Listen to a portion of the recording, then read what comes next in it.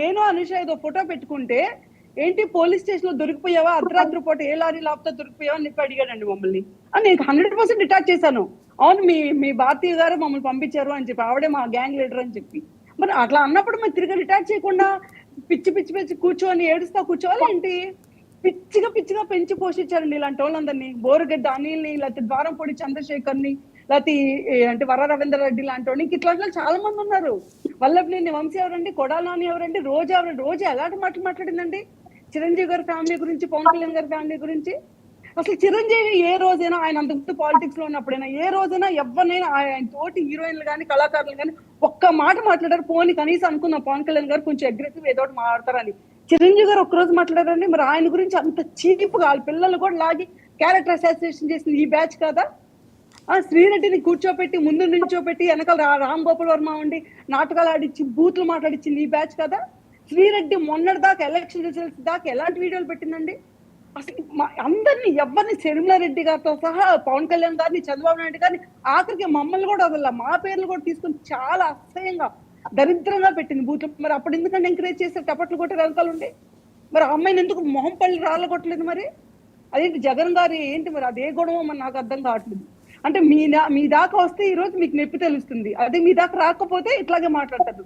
ఎప్పుడైనా నీతులు చెప్తాడు, తప్పే ఉంది నేనే చెప్తా కూర్చుని నీతులు. ఓకే సుహాసిని గారు, గీతాంజలిని చంపినటువంటి పుణ్యం మీదే తల్లి. ఒక్క నిమిషం సోపాని గారు, సుహాసిని గారు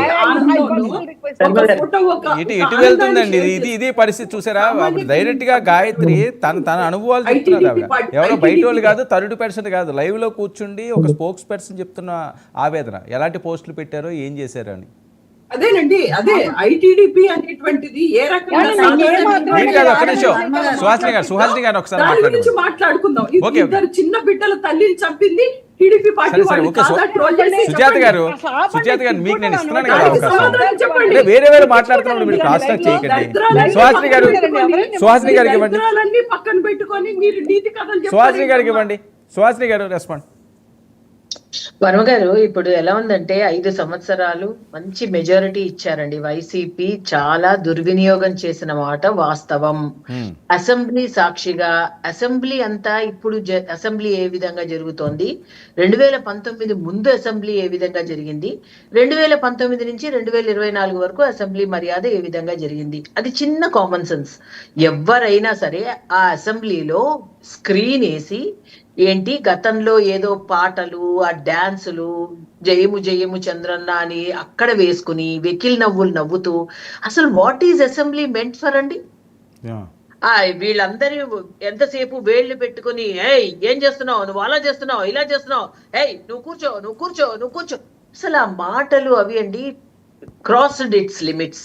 ఇప్పుడు వైసీపీ ప్రతినిధిగా సుజాత గారు ఎంత కవర్ చేసినా షీ టు నోస్, కానీ పార్టీ పరంగా ఆవిడ కొన్ని పాయింట్స్ లేపుతున్నారు. టీడీపీ వాళ్ళు ఎవరు మాట్లాడారు ఏంటి అన్నది ఆవిడ తీసుకుంటున్నారు. కానీ కంపారిటివ్లీ అసలు వైసీపీ హయాంలో 5 సంవత్సరాలలో వారి మాట తీరువు, వారి కంటిన్యూస్ కక్ష సాధింపే, కంటిన్యూస్ గా అసలు వాళ్ళు దేని మీద ఫోకస్ చేయాలి, ఆ 5 సంవత్సరాల్లో వాళ్ళు దృష్టి దేని మీద పెట్టాలి, అది ఎక్కడైనా ఉందా?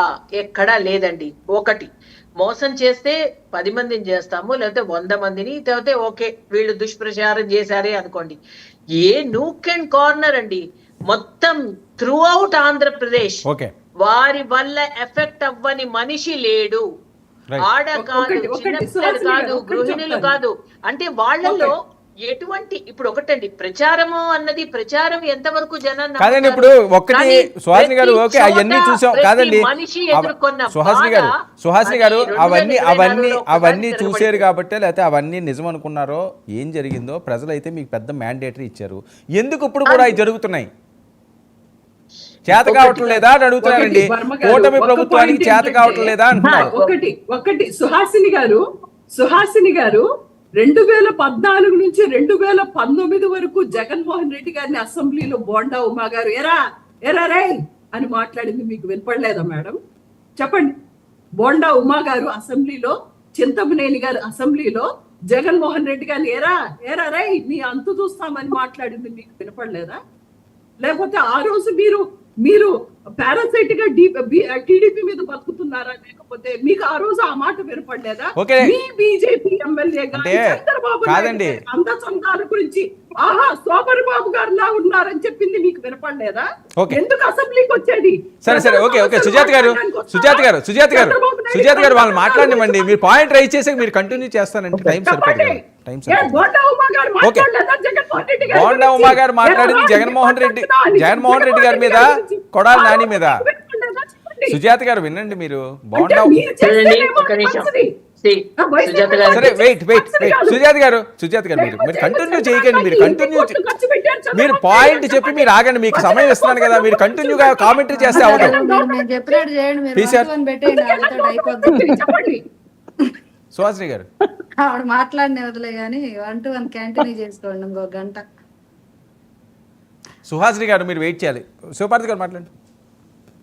అలా కాదండి, ఈవిడ ఇందాకేదో వక్ఫ్ బిల్లు గురించి ఒక్క నిమిషం సుహాసిని గారు, ఒక్క నిమిషం సుహాసిని గారు పరిరక్షించటం, ముస్లింల ఆస్తుల పరిరక్షణలో ప్రథమ భాగం తీసుకోవడం. సరే అది పాయింట్ అయిపోయిందండి. ఇప్పుడు తప్పు చేసిన వాళ్ళని, ట్రోల్ చేసిన వాళ్ళని శిక్షించే బాధ్యత మీకుందా లేదా ప్రభుత్వానికి? ఖచ్చితంగా ఉంటదండి, జరుగుతుంది కదా. మీరు ఇంకా బాధ్యత ఉందా అని ఎక్కడ జరిగేదంతా జరుగుతుంది? ఏంటి? ఎక్కడ జరుగుతుంది? జరిగేదంతా మీ పార్టీలో కాదండి, మీ అసలు పార్టీలో జగన్ నాటకంలో ప్రధాన మీ పాత్రధారులు, కూటమిలో ఉన్న వాళ్ళ మీద మీరు బయటకు కాదండి, వచ్చేస్తున్నారు మీ కదా. కూటమిలో గత ఉన్న వాళ్ళ మీద మీరు ఐదేళ్లలో జరుగుతుంది కదా. వినండి, మీ కూటమిలో ఉన్న వాళ్ళ మీద మీరు అరెస్టులు చేస్తారు, కానీ ఇంతకు ముందు చేసిన వాళ్ళ పరిస్థితి ఏంటి అని అడుగుతున్నారు వాళ్ళు. అదే అది కూడా జరుగుతుంది కదండి. ఇప్పుడు బోరగడ్డ అనిల్ ఎవరు, పోసాని కృష్ణమురళి ఎవరు, వీళ్ళంతా ఎవరు, అరెస్ట్ అయిన వాళ్ళంతా ఎవరు? అదే కదా. ఇప్పుడు పోస్టులు పెట్టారు, ఇక్కడ నుంచి వచ్చిన దగ్గర నుంచి, కూటమి వచ్చిన దగ్గర నుంచి ఎవరైతే వివాదాస్పదంగా మాట్లాడుతున్నారో వాళ్ళ మీద ఇమీడియట్ యాక్షన్ జరుగుతుంది. ఇంకా గతంలో జరిగిన వాటి గురించి అంటే గతంలో వాళ్ళ మీద ఇంకా అనేక రకాల ఆరోపణలు ఉన్నాయి, వాటి మీద విచారణ జరుగుతున్నాయి. ఒకటి ఏదో చిటికేస్తే అన్ని మాయమైపోవడానికి ఇదేం మన దగ్గర అలీబాబా అద్భుత దీపం ఏం లేదు కదా. ఉన్నదే తక్కువ మెకానిజం మన దగ్గర, ఉన్నదే డిపార్ట్మెంట్ లో మొత్తం కలిపినా కూడా ఐఏపీఎస్లు ఎంతమంది ఉన్నారు, అన్ని పనులు వాళ్లే చూడాలి, శాఖాపరమైన పనులు చూడాలి, ఇవన్నీ చూడాలి, అన్నిట్లో భాగంగానే జరుగుతుంటాయి. అలా అని ఇప్పుడు ఏమన్నా శాంతి భద్రతలకు విఘాతం కలిగించే పనులు ఏమన్నా జరుగుతున్నాయి? ఆంధ్ర రాష్ట్రం ప్రశాంతంగా ఉంది.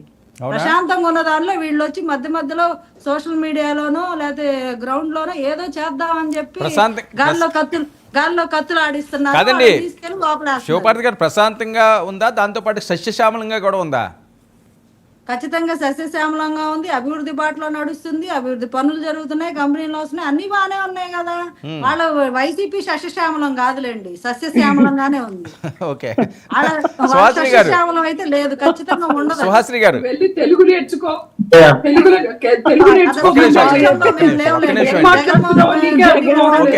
సుజాత గారు సుహాసిని గారిని మాట్లాడారు. వర్మ గారు ఎంతసేపు మీరు ఎందుకు